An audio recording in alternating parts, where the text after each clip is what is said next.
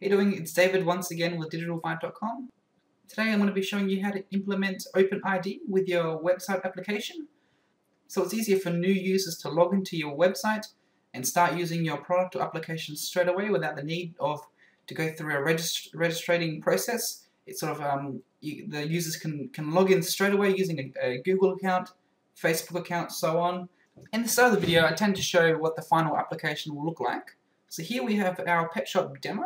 I've actually created a subdomain for it, so it's petshop.digitalbyte.com. It's sort of I've taken the old demo page that we've in our last tutorial regarding JSON arrays, and here I've spiced it up a little bit. So it's still got all the 3 pages and the home page.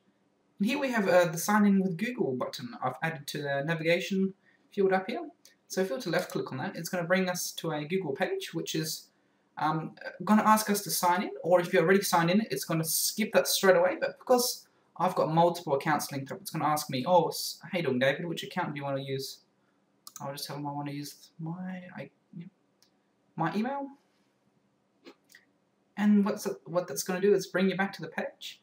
The website will detect that, hey, you've been signed in, and it's going to show you a different sort of bit of a modified version of the website with different features.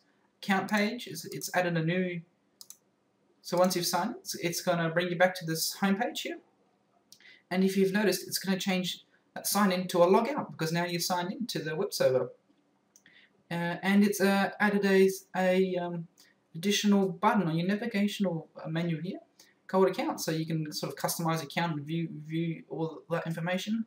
So it says, hello, my name is David, I'm from the country Australia. And we have the email address, which I'll be covering up, because that's a personal one there. Here on Shop, we've added the extra button, so now the website knows that you've been logged in, and then it's added the add button. These buttons don't do anything at all they are it's just a button HTML tag, but I've just added that there, so it gives you an idea of what you can do once you've signed in. You can log out here, and what that's going to do is destroy all your PHP is going to destroy all your sessions, and then when you refresh the page, it's going to say, oh, hello, how you doing? You're not signed in. We have this index page. It's all the same as before, so all the same back, except this here we have modified a little bit. All this JavaScript at the bottom is exactly the same. When we come to the top, so instead of rewriting absolutely everything that I wrote, what I'm just going to do is go through what I've already written down. Basically just highlighting and talking, just going through what I've already done. I don't really feel like rewriting all of this. First we need to require, or basically include, the OpenID.php page document. This is already written out, and all you have to do is get this document off the website, or what I'll do is I'll include the version that I use, just so we can make sure everything's actually working. So if you're following along, I'll include the one which I'm using. You can what I'll do is I'll put this into a zip document for you, and you'll be able to download basically what I've got here under the Pet Shop demo website that I showed not too long ago. And under that, we are setting some variables and things like that under the OpenID PHP variable. So we're setting up basically. We're saying we're using the light version of OpenID. Yep, so basically all you have to do here is just put your website's domain here, which is going to be using the OpenID as a sign-in method. And under that, we want to add in the identity.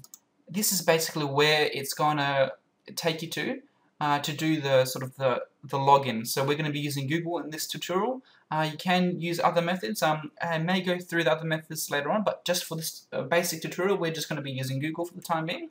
So we're going to say that's Google's address to get to the OpenID page there. And under that, we're going to be saying OpenID. And basically, this is the required, what we're requesting the information from Google. So we're saying when that user logs in, we want to know the name / first name. We want to know the contact email, and we want to know the home country that is linked to the Google account. That's basically what this field here is for. And lastly, we supply the return URL. That return URL is going to be like an account.php type of file, or somewhere where your web server is going to set up that session for that user. and I'll show you that web page in just a bit. Below is exactly the same, and I'll explain this part later down the track, but what I'll do now is open up the account.php page for you on the top here. And this is the page once again, the account.php. We've started the session so we can create and access sessions. Under that, we're requiring the OpenID page once again, just like before. And once again, we have to set for OpenID that we're setting a new light on ID here. Once again, we include this exact same domain that we use in the index page. You can just do a straight copy and paste over. Under that, we're going to be doing an if statement, OpenID mode. That's going to be our initial sort of step, just to see if we're getting that request page back from Google. We don't want any other sort of web page or any interference from other code or whatever interfering with what we've got below. And what we're going to be looking at next is if the function has been cancelled, it's going to give us it's going to echo out a cancel message, basically just telling the user, sorry, you've cancelled your authentication, so please go back to the index page and try again, because you've obviously cancelled it. So but if it hasn't been cancelled, it's going to be checking our validation, and we're going to be setting data to get variables. So all the variables that we've requested is going to be within the variable data. Then we're going to be setting 3 more. Email first, email for the email address first for the name, and home country for the country from where the account is set to. And we get that from the data variable. So we're going to be requesting the contact email, the name person's first name, contact country home. So it's just going to give you a country code, so AU for Australia and so on.